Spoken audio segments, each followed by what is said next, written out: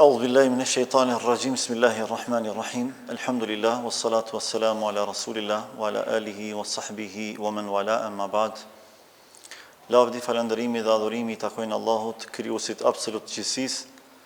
Vetëm atij mbështetemi dhe vetëm prej tij kërkojmë faljen e mëkateve tona, mbulimin e tmetave tona, si dhe pranimin e veprave tona. Ndërkaq salavatet, selamet dhe përshëndetjet më të përzemërta dhe më të sinqerta çdo herë dhe pa ndërprerje ja adresojmë Muhammed Mustafa alayhi salatu wassalam, familjes së tij, shokëve të tij dhe gjithë pasuesve të traditës së tij, deri në ditën kur nuk do të ekzistojë më kjo gjësi.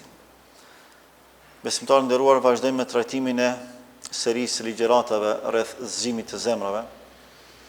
Prej çështjeve më të rëndësishme që meriton trajtohet është padyshim edhe ajo e zgjimit të shpirtit. Konkretisht kemi thënë se do të flasim me lejen e Allahut për peshën e një mëkati në shpirt. Duke qenë se jetojmë në kohën ku fitnet, telashet e mbi të gjithat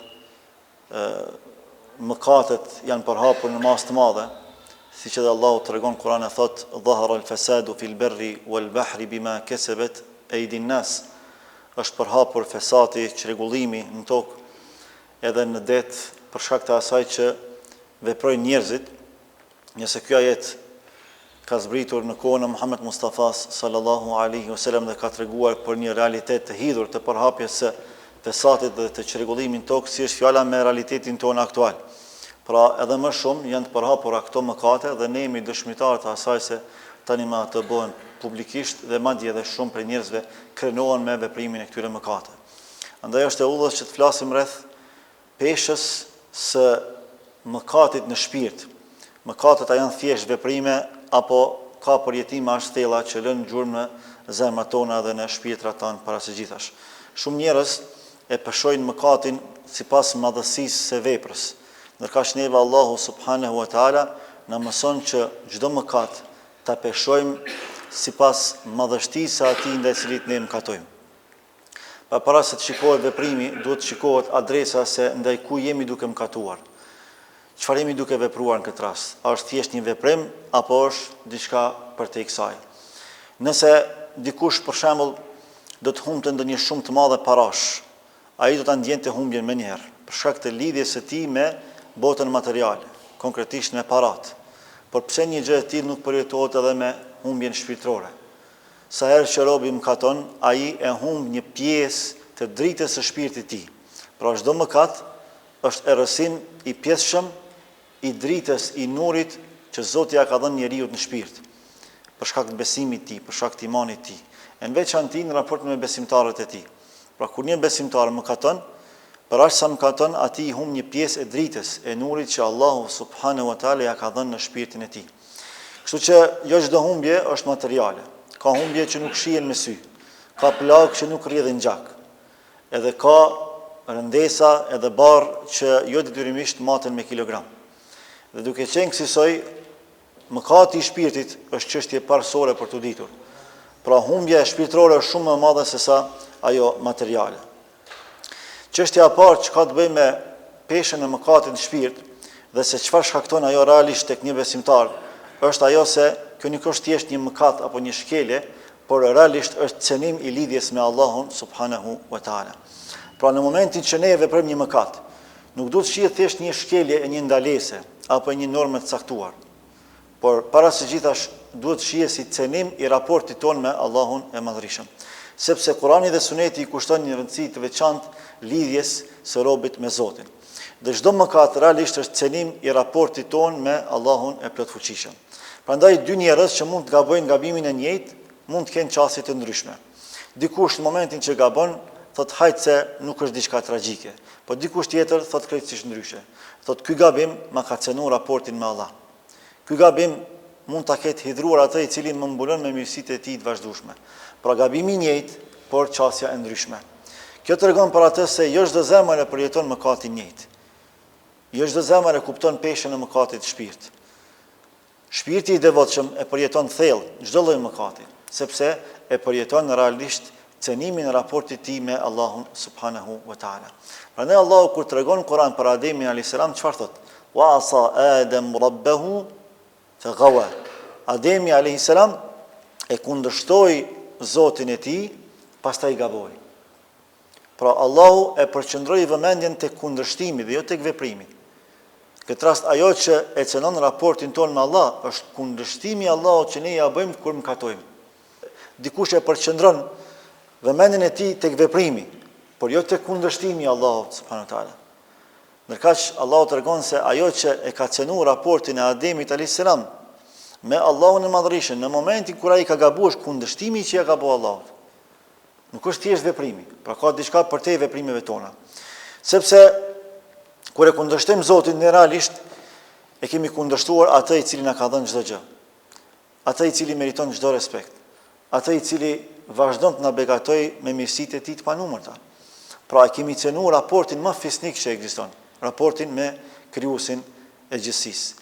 Për këtë arsye, dietarët e zemrave kur i trajtojnë çështjet e mëkateve dhe të peshës së mëkatit në shpirt, ata vazhdimisht thonë, mos shiko në vogëlsinë e mëkatit, por shiko në madhështinë e atij që je duke i bërë mëkat. Pra mos u ndal tek veprimi, tek akti i mëkatimit, por shko përtej kësaj. Momentin që ti ke vendosur me bën një mëkat të caktuar, a ke parasysh se çka je duke bë? Je duke e cënuar raportin me atë që është më madhështori, me Allahun.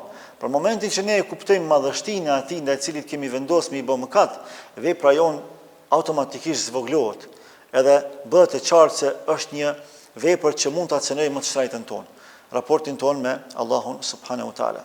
Prandaj sahabët kishin vetdije të ngritur në këtë drejtim. Saqë Abdullah ibn Mesudi thonte, besimtari i vërtet përballë mëkateve është sikurse një rob i cili ulet pranë një mali të caktuar. Dhe vazhdimisht ka frikë se ai mal mund t'i bie sipër. Pra mund ta shkatërrojë. Para mendon se çfarë mund t'i bëj mali i cili mund të shembet dhe mund t'i bie sipër një njeriu. Thot, por jo besimtari ose hipokriti në këtë drejtim është ai i cili në raport me mëkatin është krejtësisht ndryshe. E sheh sikurse një mizë që i vije tek hunda dhe ai e largon me një lëvizje të lehtë. Pra e thjeshtëson mëkatin. E bën si diçka krejt normale. Por besimtari është krejtësisht ndryshe. Besimtari çdo mëkat e sheh sikurse një kodër apo sikurse një mal të madh që po t'i bie sipër atij e shkatron. Sepse sahabët kanë pas prirje me i pasi tragjike mëkatet, edhe me e kuptu thelbësisht, edhe qartësisht peshën e mëkatit në shpirt. Prandaj e kanë dramatizu vetës, para se me vepru mëkatin, e mos flasim nëse dikush për tyre ka rënë mëkat. Kjo tregon për vetdijen e lartë dhe të ngritur të sahabëve nderuam që e kanë pas në raport me peshën e mëkatit në shpirt. Pastaj çështja është kjo. Kujt po i kundërvihemi ne në momentin që po e veprojmë një gabim apo një mëkat? A e kemi parasysh se çdo mëkat është kundërvajtje ndaj Allahut? Je duke ju kundërvyer Allahut subhanahu wa taala. Paramendoje, je duke ju kundërvyer atij që të ka dhënë çdo gjë. Duke filluar nga jeta, e mos flasim për mirësinë e imanit. Ne kemi nevojë me ngrit vetdijen tonë në drejtim të mëkatimeve, sepse kemi kaluar në thjeshtësim të mëkateve. Pra sot syri e sheh mëkatin edhe e përjeton se diçka normale. Veshi e madje ka të atill që edhe i veprojnë mëkatet, pra aktet më të larta mëkatuese, edhe mundohen ta thjeshtsojnë, mundohen ta normalizojnë çështjen. Ndërkaq një besimtar i sinqert duhet t'ia dramatizojë vetes para se me vepru një mëkat. E nëse vetëm se ka rënë atë mëkat, duhet me pas si shkatrim të vetes. Pra nuk duhet mja thjeshtësu vetes, jo nga këndvështrimi i humbjes së shpresës, por nga këndvështrimi i cenimit raportit me Allahun subhanahu wa taala. Sepse besimtari nuk e sheh vetëm veprën, por para së gjithash ai e sheh Allahun. Sa më shumë që besimtari e njeh Allahun, aq më tepër e kupton madhështinë e tij, mëshirën e tij dhe begatitë e tij ndaj këtij personi. Pejgamberi Allahut na ka mësuar një dua madhështore, të cilën vazhdimisht ai e thonte dhe duhet ta themi edhe ne, sepse është shkak për shkaqeve të mbrojtjes në mos rënien në mëkat, por njerëzit edhe në falje nga mëkatet eventuale që ne mund t'i veprojmë. Ka thënë kësaj: Allahumma anta rabbi la ilaha illa ant. O Allah, ti je Zoti im dhe nuk ka Zot që meriton të adhurohet me të drejtë përpos teje. Khalaqtani wa ana abduk. Ti më krijove mua dhe unë jam robi yt. Pra e shpërfaq raportin mes njeriu dhe Allahut. Ai është Zoti, ai është krijuesi, unë jam robi, pra çdo herë i nevojshëm për krijuesin tim. Wa ana ala ahdika wa wa'dika mastata'at. Dhe unë në raport me beslidhjen time me ty dhe premtimin tim ndaj teje, unë po mundohem maksimalisht me aq sa po kam mundësi. Pra me i qëndru besnik kësaj beslidhje. E'udhu bike min sharri ma sana'at. Andaj kërkoj prej teje të më mbrosh nga e keqja që unë e kam vepruar, unë e kam shkaktuar. Ebu'u leke bi ni'metike alej. Dhe unë t'jam mirënjohës për mirësi tua ndaj meje. Wa ebu'u bi dhanbi, po njëherët edhe i pranoj gabimet e mia, pra mëkatin tim. Faghfir li fa innahu la yaghfiru dhunuba illa ant. Andaj më fal mua sepse askush nuk i fal mëkatet përpos teje o Allah. Kjo lutje, kjo dua tregon se para se të përmendet mëkati, është përmendur Zoti, është përmend krijimi, është përmend robëria dhe begatia. Pra fillimisht është përmend krijuesi, pastaj është përmend krijimi që Allahu realisht na ka dhëruar me të, pastaj është përmend robëria që ne e kemi si fisnikrin më të lartë në raport me Allahun e Madhërisëm, dhe këtë në fund është përmend edhe begatia, mirënjohja ndaj begative të Allahut subhanahu wa taala. Pse? Sepse pesha e mëkatit i shkatron gjitha këto. Dhe kjo është esenca, këtu është çështja. Vetëm kur e kupton se këtë bësh me Allahun, me krijuesin, ti automatikisht e ndjen peshën e mëkatit para se me vepru. E mos flasim kur e vepron dikush prej nesh. Një shembull ilustrativ. Për shembull, ne kemi raport veçantë me prindërit tanë. Dhe në qoftë se dikush gabon me një njeri të panjohur, normalisht që ndjen keqardhje. I ka bën një zullum, i ka bën një dëm dikujt. Keqardhja që e përjeton në raport me një njeri të panjohur, dallon prej keqardhjes nga gabimi që mund ta përjetoj në raport me prindrit e tij. Pse ndodh kjo? Për shkak lidhjes. Pra nëse dikush e ka bën një gabim me një shok, përjetimi nuk është i njëjtë sikurse e përjeton gabimin që mund ta bëjë dikush ndaj prindit, ndaj babës. Sepse lidhja është në pyetje. Për shkak të mirësive dhe begative që ne i posedojmë fal ekzistencës së prindërve tanë, kjo lidhje bëhet e fuqishme.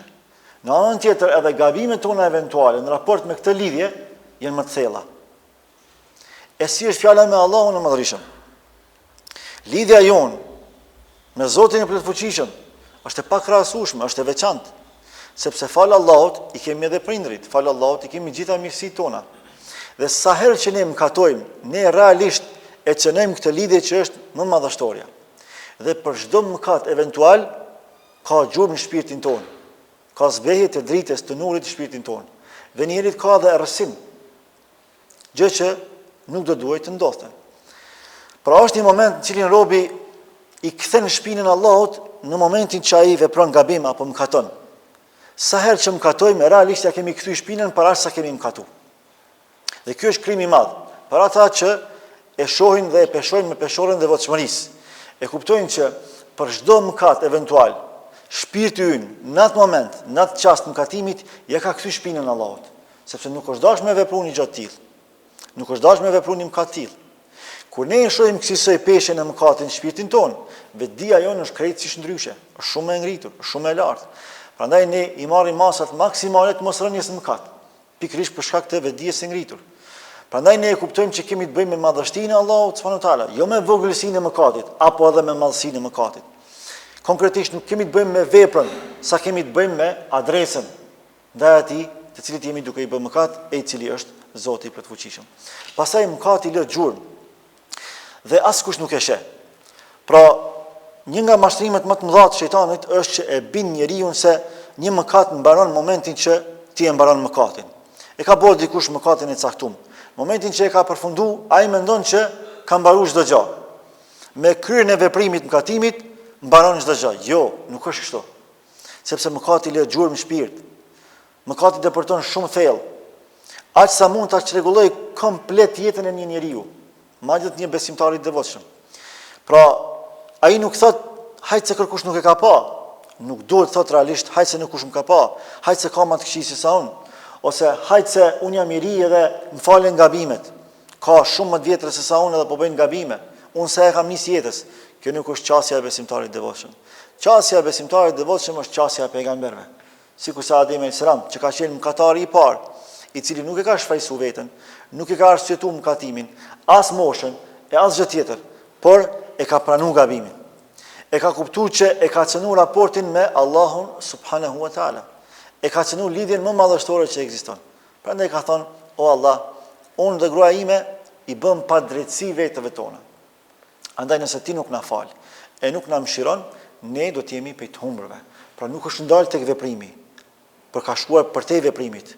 ka shkuar tek ajo që është më e përjetueshme, madhështia e Allahut subhanahu wa taala, cenimi i raportit me Allahun, me madhështorin e plotfuqishëm. Mëkati mund të përfundojë si veprim, por jo dhe si ndikim, sepse ndikimi i mëkatit është shumë më i madh se sa çdo lloj ndikimi material. Ndikimi i mëkatit është i thellë, është spiritual, është shpirtëror, është i brendshëm. Ndërkohë ndikimet materiale janë të jashtme, janë të dukshme, janë diçka që i shohim me shqisat tona.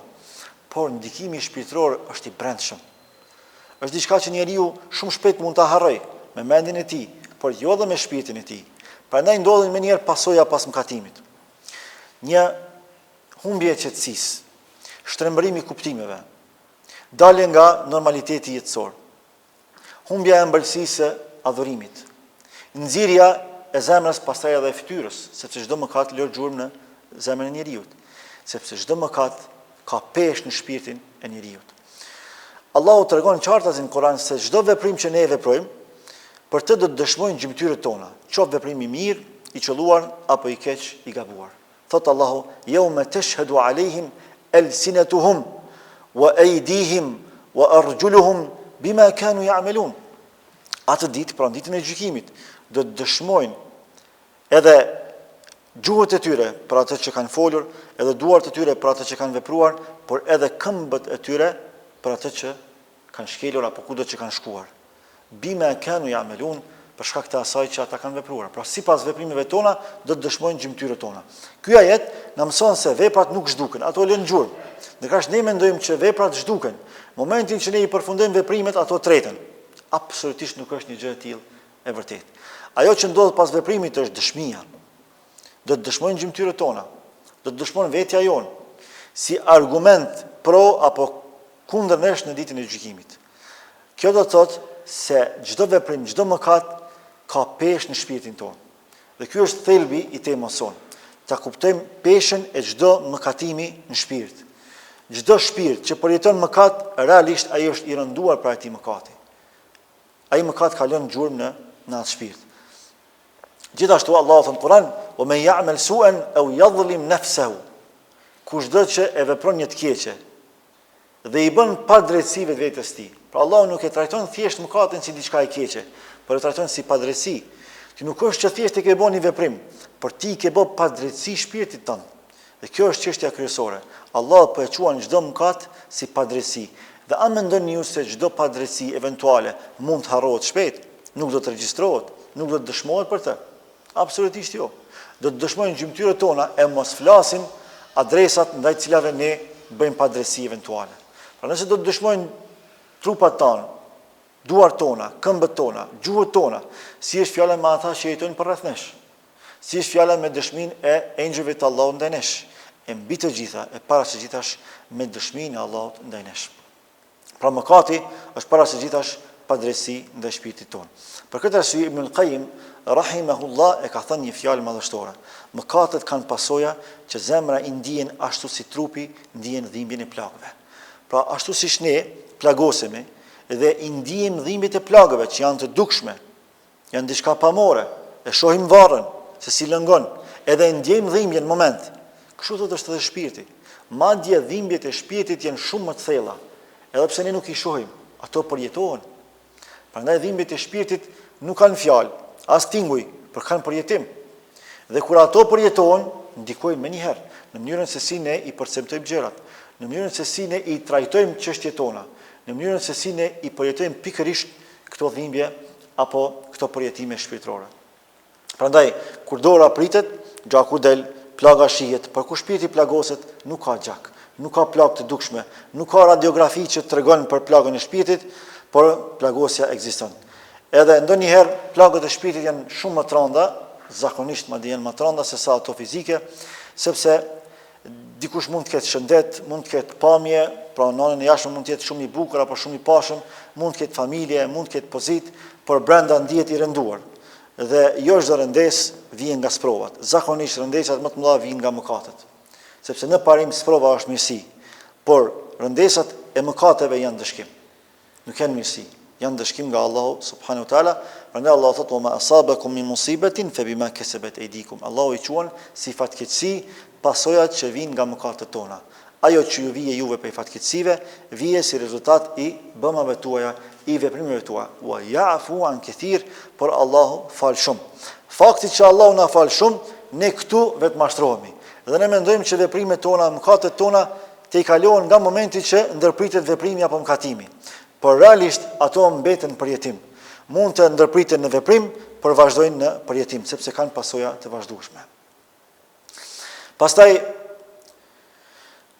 pse disa mëkate na duken të vogla?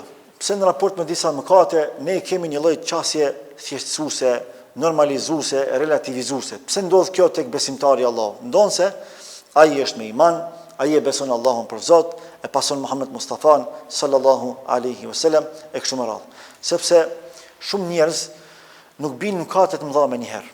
Dhe këtu është mashtrimi. Pra ata fillojnë edhe i nënvlerësojnë mëkatet e vogla. Nënvlerësimi i mëkateve të vogla çon në veprimin e mëkateve të mëdha. Mëkati fillon me një shikim, me një fjalë, me një gënjeshtër të caktuar, me një mbulim të vërtetës, me një përgojim, me një neglizhencë, me një padrejtësi të vogël e kështu me radhë. Dhe shejtani më njëherë nuk thotë ky është mëkat i madh. Nuk thotë kështu shejtani. Ai thotë nuk është kur gjë, krejt e bojnë, mos u mërzit, ka njerëz më të këqij se sa ti, je i ri, vazhdo, kënaqu me jetën tënde e kështu me radhë. Pra ai nuk ja zbukuron me njëherë mëkatin, por ja thjeshtëson ata, ja normalizon ata. Edhe në sytë e besimtarit, fillon dhe mëkati bëhet si diçka normale, ose si diçka jo shumë e rrezikshme që mund ta cënoj raportin me Allah. Ndërkaq çdo mëkat është potencial që mund me ta shkatërrojë ty raportin me krijuesin tënd. Prandaj vetdia jon duhet të jetë e ngritur aq sa çdo mëkat qoftë edhe të vogël në sytë ton ta shohim si vendimtar në përfundimin ton. Ta shohim si shkak të futjes në xhenem.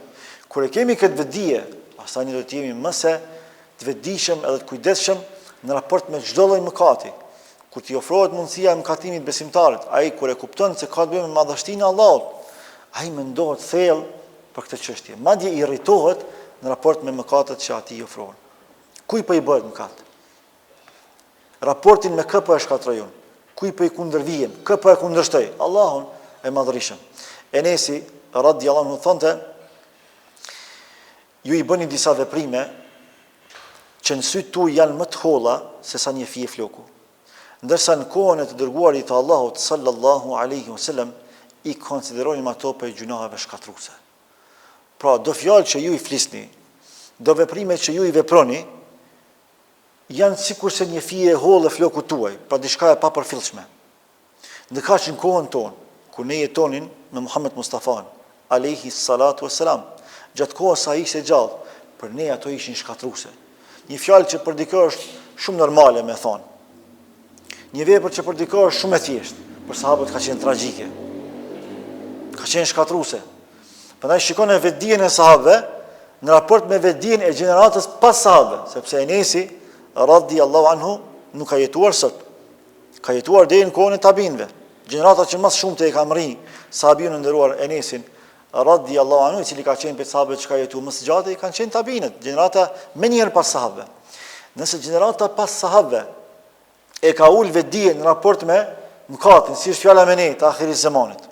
Para mendone çfarë fjalë sot thuhen e çfarë përjetimi do të kishte Enesi radhiyallahu anhu kur do t'i dëgjonte këto fjalë. Mos flasin për veprimet që bëhen.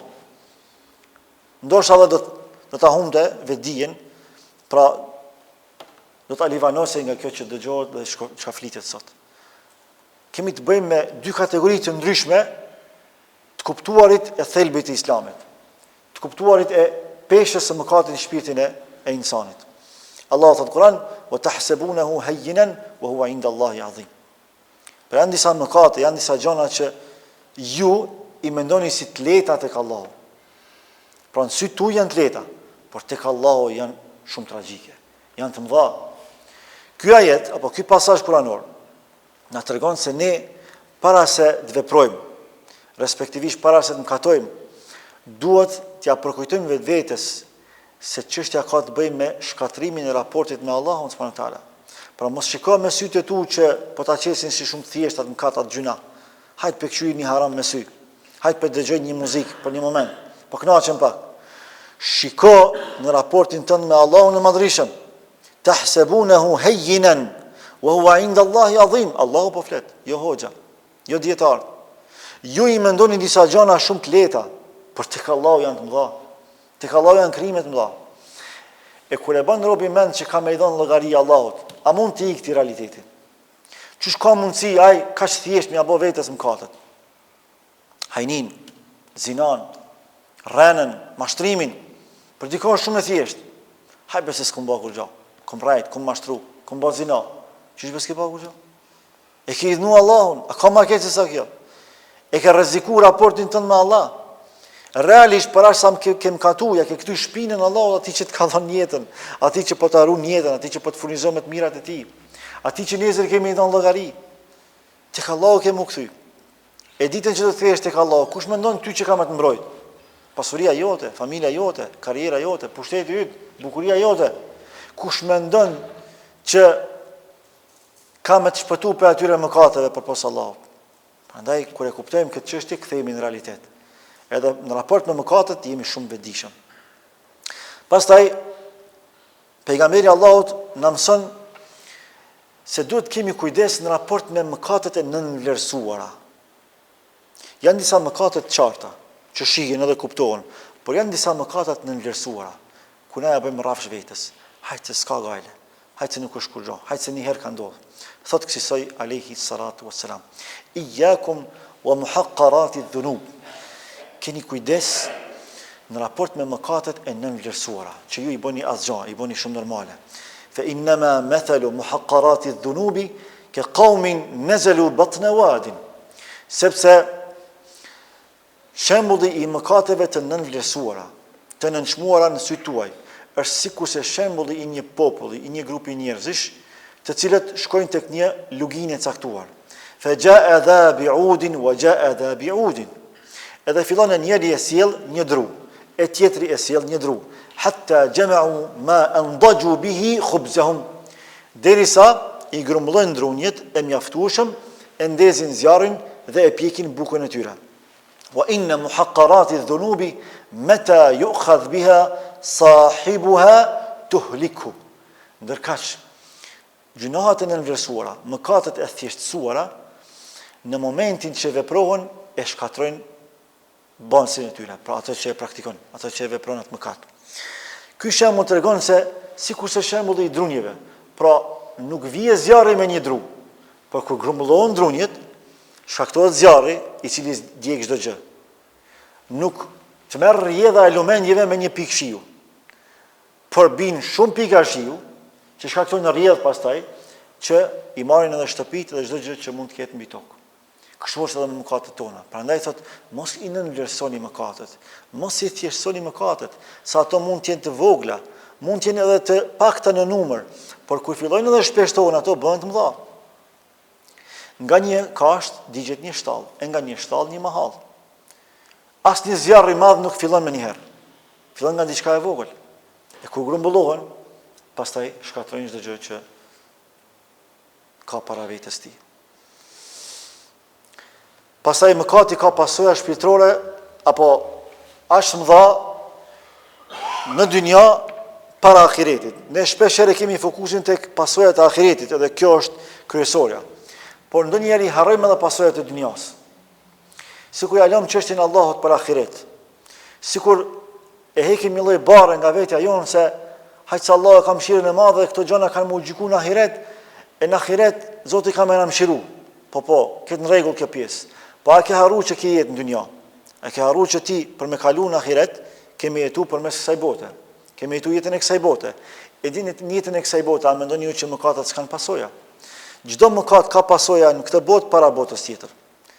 Kur përmendet mëkati, shumica e njerëzve mendojnë menjëherë që pasojat I kemi vetëm në ahiret, prandaj mashtrohemi me llogari për Allahut, peshorja, ndëshkimi, kjo përgjegjësia për Allahut, por harrojmë që mëkati fillon ta ndëshkojë shpirtin këtë botë para botës tjetër. Harrojmë që përjetimet e kësaj bote ndodhin para botës tjetër. Harrojmë që shpirti ynë ka me përjetu prej pasojave të mëkatit para botës tjetër. Në botën tjetër janë përfundimtare, por në këtë botë janë fillestare. Dhe nëse shpërfillet fillestarja, përfundimtare nuk mund të jetë e mirë. Kushdo që e shpërfill fillestaren, fillimin, si ka mundësi me përjetu mbarimin e mirë? Nuk ka mundësi. Pra kushdo që e shpërfill, e asgjëson përjetimin dhe pasojat e mëkateve në këtë botë, a mendoni ju se do të jetë llogari të lehtë në botën tjetër? Absolutisht jo. Prandaj ne merremi në llogari për atë që veprojmë në jetën e kësaj bote. Prandaj ne kemi urdhra veprues dhe ndalues nga Allahu nga jeta e kësaj bote. Prandaj neve Zoti na ka dhënë hapësirë të zgjedhjes në jetën e kësaj bote. Prandaj na merr në llogari në varësi të asaj që ne veprojmë në jetën e kësaj bote. Allahu thon Kur'an fa man ya'mal mithqala dharratin khayran yara wa man ya'mal mithqala dharratin sharran yara. Kushdo që vepron vepër të mirë, qoftë edhe sa grinca e atomit, do të gjejë mirësinë e saj. Por edhe kushdo që vepron keq, qoftë edhe sa grinca e atomit, do të gjejë ligësinë e saj. Në jetën e kësaj bote, para botës tjetër. Allahu po e thot në formë përgjithshme. Allahu nuk po e specifikon vetëm për ahiret, po thot për aq sa ti vepron. Dhe për aq sa ti jeton, do të gjesh për mirësisë së veprave tua të qelluara dhe për ligësisë së veprave tua të gabuara. Është e pashmangshme. Dhe Allahu subhanahu wa taala tregon se prej pasojave kryesore që e përjeton në robin jetën e kësaj bote, në momentin që mëkaton është humbja e ëmbëlsisë. Humbja e ëmbëlsisë e imanit. Humbja e bereqetit në jetë, në familje. Humbja e rregullit familjar dhe shoqëror. Hapja e shtigjeve të padrejtësisë. Fshehja e të vërtetës. Dhënia pas të këqijave. Joshja pas imoraliteteve. Krejt këto janë pasojë e mëkatit. Dhe këto ndodhin përmes një procesi të ngadalshëm. Nuk vinë shpejt këto. Prandaj ka njerëz që deri dje ka pas në urë fytyrë, sot s'ka në urë fytyrë. Ka pas drejtësi në fjalë dhe në vepra, sot nuk ka. Ka shkelje të drejtave të njerëzit. Pse ka ndodhur, pse ka ndryshuar ky njeri? Ka ndryshuar për shkak të mëkateve, për shkak të pasojave të mëkateve që ai ka shpërfill, i ka bë asgjë, i ka nënvlerësu, i ka nënçmu. Ndërkaq ajo është dashur mi dramatizu. Por në raport me mëkatit duhet jemi dramatik. Në raport me sevapin duhet jemi minimalist. Jo mi thon vetes ke bë, ku më di se çka. Asgjë s'kum bë. A në raport me mëkatin nëse ke bë një gabim që tek tjerët mund të mos quhet fare gabim, ti thuj vetes ke bë gabim të madh. Por mos me ul standardin e vlerësimit të keqes dhe të mirës. Prandaj sot kemi musliman që nuk e ndjejnë ëmbëlsinë e namazit. Falet, por ka namaz mekanik. Nuk e përjeton ajetin e Kuranit. Aty ku flitet për zjarr xhenemit, ai e kalon shumë thjesht. Aty ku flitet për ndëshkimet e shumta në zjarr xhenemit, për to diçka është krejtësisht normale. Flitet për xhenetit i dokot sikur se prall, high definition. S'ka përjetim për shkak të pasojave të mëkatit. I ka humb nuri, i ka humb drita, për shkak të peshës së mëkatit që lën në shpirtin tonë. Prandaj Allah thot: "Kalla bal rana ala qulubi ma kanu yaksibun." Ja. Atyre u janë mbuluar zemrat e tyre, pra me ndrysh këtë mëkatit, janë shtresu për shkak të mëkateve, sipas veprave që ata i kanë vepruar. Qartë as Allahu tregon se pasojat e jetës kësaj bote përjetohen para botës tjetër. Pastaj pesha mëkatit matet nga ajo që të privon, jo nga ajo që e vepron, po nga ajo që ty të privon. Çdo mëkat ka humbje të caktuar. Prandaj do të më thon besimtari, çka bona? Pse e bona? Ndaj kujt e bona? Edhe çka do të më gjej pasi që e bona? Këto janë pyetjet që çdo mëkatar besimtar duhet m'ia parashtruaj vetes kur gabon. E ke bën një mëkat. Mos kalo më një herë, ndalu, vetëm me Allahun dhe thuj vetes pse e bona çet mëkat. Çka i bona vetes? Çka do të ndodh me mua pas këtij mëkati? Kjo është vetdia e besimtarëve të devotshëm. Nuk është shfaqësimi, nuk është arsyetimi, nuk është tejkalimi, por është qëndrimi dinjitos përballë mëkatit. Edhe qëndrimi i drejtë në raport me Allahun e Madhërisht.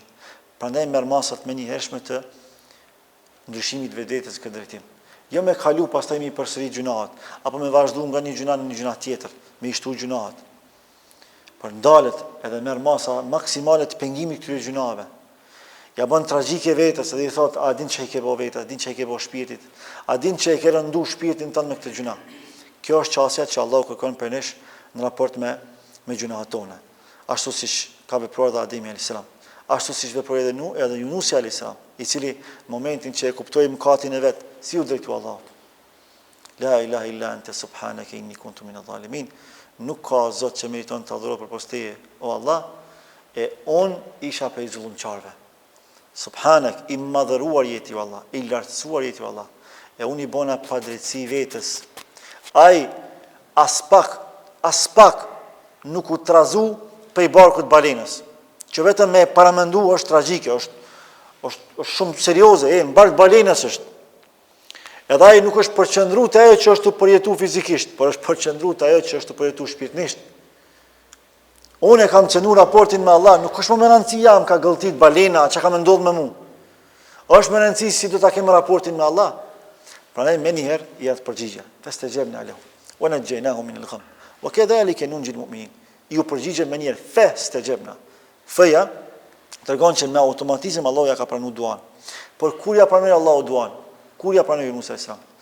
Atëherë kur Yunusi u zhvesh krejtësisht nga çdo lloj interesi personal, edhe nga çdo lloj shfaqësimi personal.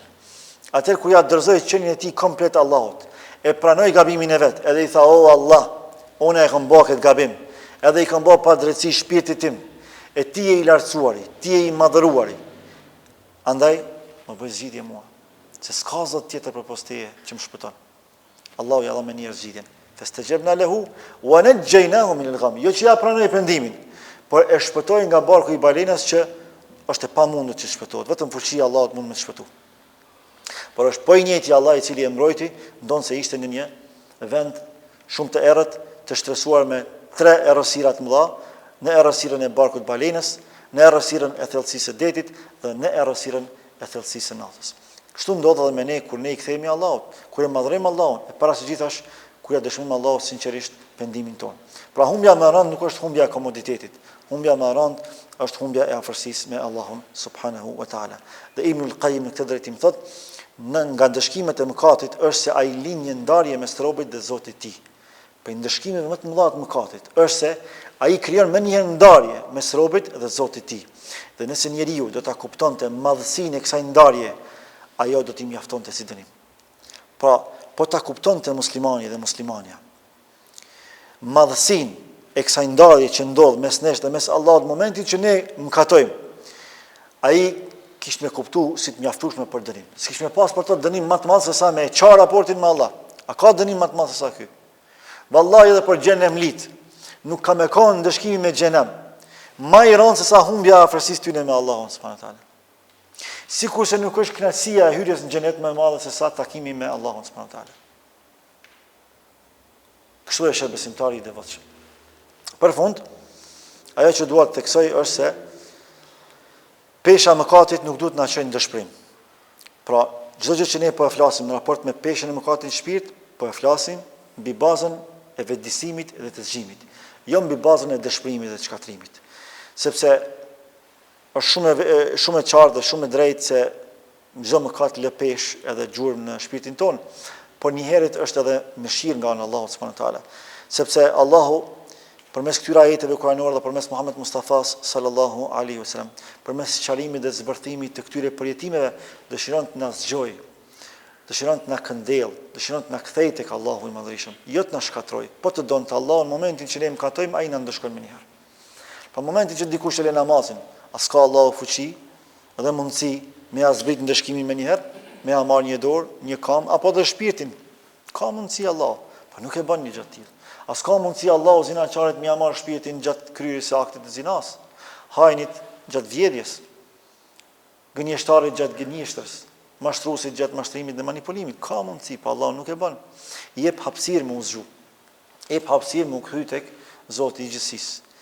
Por besimtari i Allahut çdo herë shtekton drejt madhërisë së Allahut me shpresë dhe me frikë.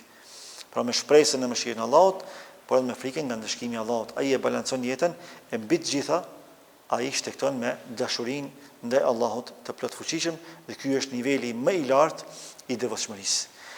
Dhe derisa Allahu i është drejtuar njerëzve më mëkatar që jetojnë me shpresë, përmes ajetit të shpresës ku thot kul ya ibadi alladhina asrafu ala anfusihim, thua jo robëve të mi, o robërit e Allahut, ju që e keni tepruar me gjunahe, la taqnatu min rahmatillah, mos e humni shpresën në mëshirën e Allahut, inna Allaha yaghfiru dhunuba jami'a, innahu huwal ghafurur rahim, sepse Allahu i fal gjitha gjunat. Allahu e ka fuqinë dhe mundësinë me i fal gjitha gjunat, atij që do për robët e tij.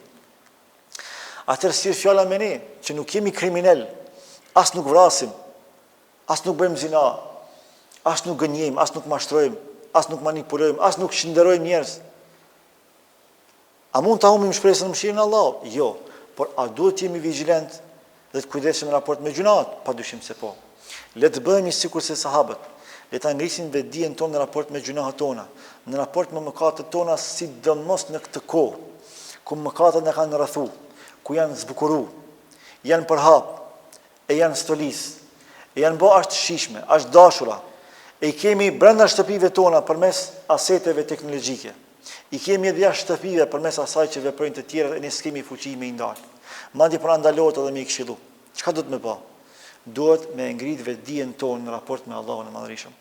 Duhet me pas parasysh që gjunahet nuk janë sikur se ajo miza që na vjen hund e na e largojmë me lehtësi, por janë sikur se kodrat që mund na bien mbi, e mund na shkatërrojnë tërësisht. Allahu ju shpërblet për dëgjimin.